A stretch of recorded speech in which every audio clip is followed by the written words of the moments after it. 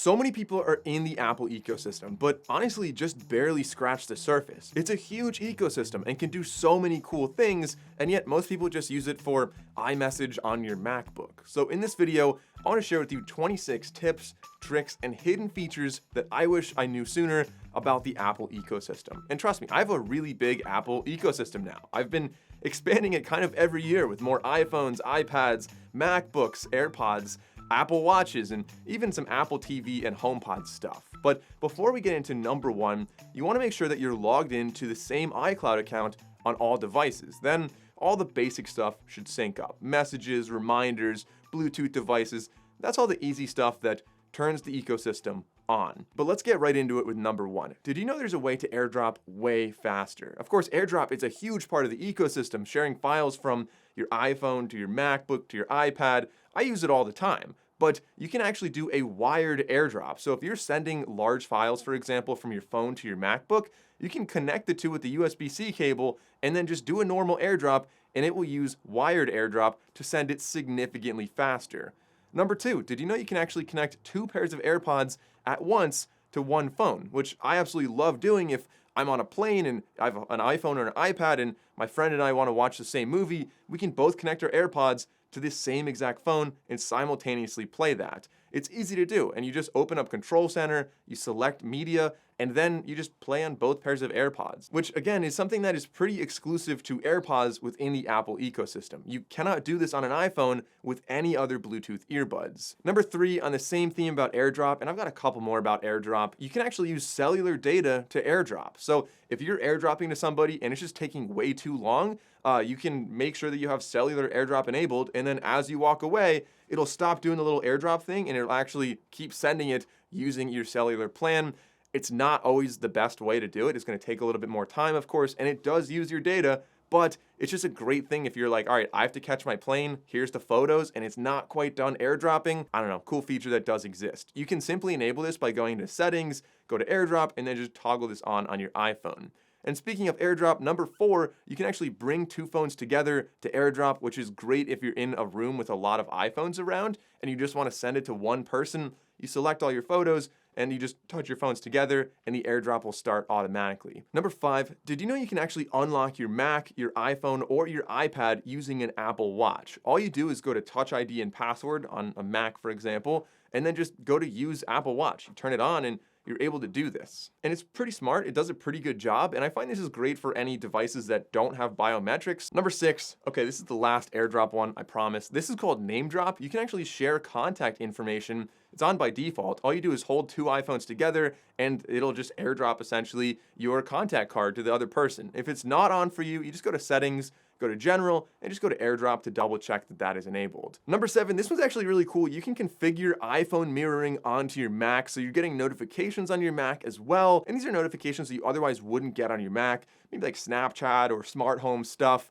And you can also see live activities as well on the top. For example, when your Uber Eats driver is going to be arriving. So you can do things on your iPhone using your iMac or MacBook while you're working. And I find this is useful if you're trying to like check in on your security camera, maybe your thermostat, maybe you just want to use a keyboard to type faster on your iPhone, or maybe you just want to manage your smart home devices. Since Apple works well with Matter, smart home devices kind of become an extension of the Apple ecosystem. And speaking of which, I want to take a quick minute to shout out the sponsor of today's video, the eufy Omni S2. This thing is an absolute beast. I've seen it tested so many robot vacuums, but I don't usually talk about them because a lot of them are kind of the same. But this one actually does a way better job, and the engineers clearly added things that I would have never thought about. The vacuum is incredibly powerful, so you get deeper and longer lasting cleans thanks to the Aero Turbo module, which uses what they're calling multi-cyclone technology. It's an industry first in the robot and provides larger and consistent airflow.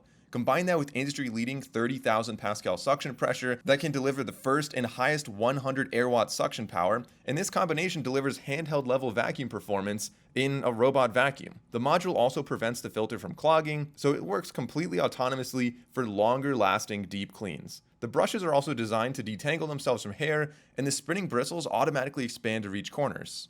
And the roller mop, getting into the mopping section, genuinely does a better job of mopping than I do, which is awesome. It's the longest mop in the industry at over 11 inches and has a downward pressure of over 3.3 pounds, which is also the highest in the industry. So the downward pressure helps it to really scrub off some tough stains. The mop also cleans itself 4 times per second with the hydrojet, and there's 2 squeegees in there to prevent dripping, so it always uses a clean mop with no contamination. And I never even thought of this, but the water used is sterilized via electrolysis in the 12-in-1 base. So 99.9% of household bacteria are killed before the water is even used. And there's so much more to talk about, but this thing is smart. It makes its own map, it knows where to mop, it knows where to avoid, it knows where to boost the suction, and this thing can handle lots of surfaces. It even climbs up 2-inch thick carpets and detects fringe carpets and kind of cleans around them from the other side so it never gets stuck on them. I can make a whole video just on this product, but if you want to learn more, check out the link in the description down below. I love it, my wife loves it, some of my friends came over and just watched it. It's kind of nice to see a product that actually has a lot of thought put into it. All right, so where were we? Number 8. Continuity camera is, of course, the best webcam you can get for any video calls, really. Just put your iPhone behind your Mac and you just get the incredible image quality of a nice phone camera, and it looks really good. I get compliments on it all the time. But did you know you can actually use this for desktop view? You don't have to like hold your phone, you just put it where it normally goes. It uses the wide angle camera and then like undistorts your image to make it look like you have a camera directly above your desk. So you can write on this, you can like show images. It's really useful for showing things in a video call, and you can do this really easily. While your phone is up there, you just click on the video icon and then enable desk view. And you can toggle between that as much as you need to in a call, which, by the way, if you don't already have one, you can buy these little iPhone mounts for your MacBook, or I just 3D printed mine. It took like a couple, 45 minutes to make it, and it works really, really well. Number 9 then, similarly, did you know you can use your iPhone as a portable scanner?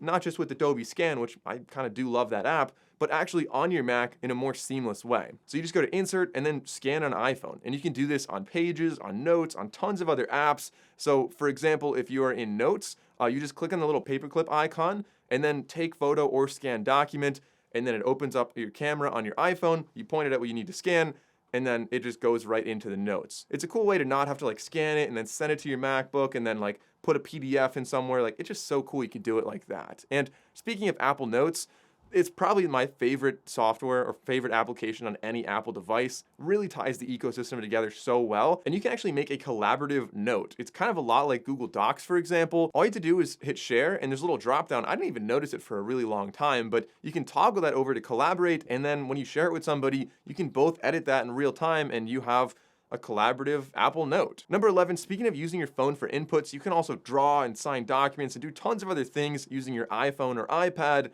and just sending that automatically over to your Mac. They call this continuity sketch and continuity markup, and you can use it in a bunch of different ways, but I'm gonna bundle it all into just one on this list. So if you just go to File or Insert, and then you select Insert Sketch, you can draw whatever you want on your iPad or iPhone, and that's going to work in Pages, in Notes, and a bunch of other applications as well. Continuity markup then is a little bit different, but kind of the same idea. That's gonna be if you're like viewing a PDF in Viewer, you can just click on the little annotate button and then click on iPhone or iPad, and it's really useful to like, draw different things that need to go to in PDF, or what I really like to use this for is signatures. So if you ever need to sign a PDF, you can click on markup, then click on signature, and then just add a signature from your phone or tablet. That way you're not trying to be like a mouse wizard and like get your signature perfect using just a mouse. Like, some people can do that, but I'm not that good with a mouse. Number 12, handoff from AirPods to HomePods or Apple TV.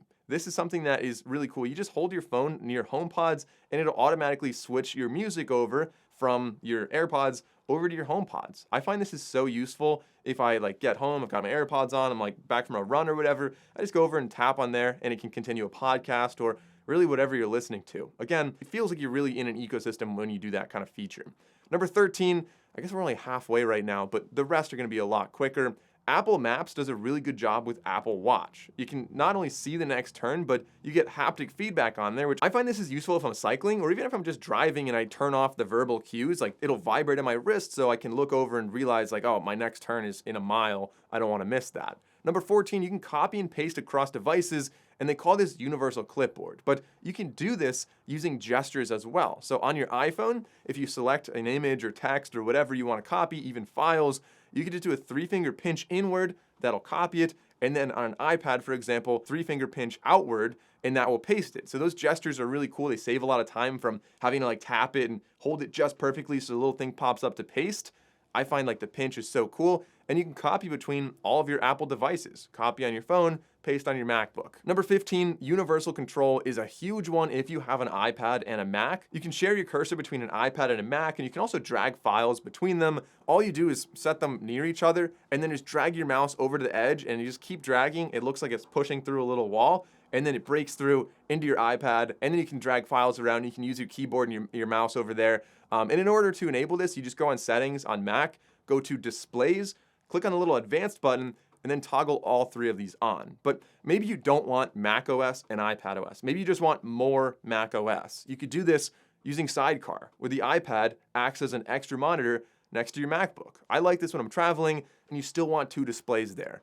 To do this on your MacBook, you just click on the little screen mirroring button on the top, and then select iPad. Or, here's a cool one, you can actually move individual windows over by hovering over the little green bubble, like, you know, the red, yellow, green. Hover on the green one, and then select Move to iPad. It's a cool way to get it over there automatically. And for an even more stable connection, you can also do wired connections with this. Most people don't know this, but a wired Sidecar connection is absolutely a possibility, which also works well if you're using Ethernet, for example, on maybe a Mac Mini, and you want to keep your Wi-Fi off. Number 17, Keychain is a core part of the Apple ecosystem that saves all of your passwords across devices, but I mean, 1Password, LastPass, Bitwarden, and there's a lot of other options out there, but the keychain is still pretty convenient. Number 18, Wi-Fi sharing with contacts. So if you are on Wi-Fi and somebody else in your house shows up and they're like, hey, can I get the Wi-Fi password? Maybe you don't know the Wi-Fi password. As long as they're in your contacts, when they go to the Wi-Fi and try to sign in, it'll prompt you and you can just say yes, and you can automatically get them on the Wi-Fi. But kind of similar note to this, you can also share your Wi-Fi with all your devices. So sign in on your iPhone, your iPad will sign in automatically, your new MacBook will sign in, everything connects. And speaking of syncing up passwords and stuff like that, you can also sync focus modes. So if you go for a run or if you're going to work, you can automatically have all your devices act in very specific ways, change the background on them, change, a lot of stuff with the focus modes, which again feels like it's all one device, which is kind of the whole point of the ecosystem. Number 19, most people don't need an LTE or 5G iPad if you have an automatic hotspot with your iPhone. So on a MacBook or on an iPad, it'll automatically connect to your hotspot on your iPhone and just use the data through that. Now, it's not always going to be the fastest. Usually it's like 5 megabytes per second, but I find this is so useful if you're taking trains, which I do absolutely all the time. I don't have to go and like turn on my hotspot. It just automatically uses it on my iPhone, but it doesn't leave it on all the time and drain my battery. Number 20, maybe you don't use this. I use this all the time. I lose things nonstop, and using Find My to find your Apple devices, to find your items like AirTags, or just to find your friends, you can do all of that. And that's a core part of the ecosystem in my opinion. And you can even use precision finding with AirTags or newer AirPods using your iPhone. It gives you a little arrow and tells you like, all right, it's like 10 feet this way. Helps you to find something if it's like in your couch cushion. And you can even use this on higher end Apple Watches. They give you a little arrow and help you find your AirPods. Number 21, and this is getting better and better, you can actually transfer calls between devices mid-call. So obviously AirPods are gonna be connected to everything, so it doesn't really matter, but if you have your iPhone next to your MacBook, you're connected by AirPods, and you just wanna like transfer it over from your MacBook over to your iPhone because you're gonna walk away from your desk, you can really easily do this. You just click on send over to iPhone. And with the latest updates, you can actually use the phone app pretty well on Mac OS. You can dial and do everything on there. And it's all obviously calling through your phone, but again, it feels like it's through your MacBook. Number 22, you can connect HomePods to your Apple TV in stereo. So they're nice smart speakers as it is. I don't really think Siri's as smart as it could be yet. It's not smart at all.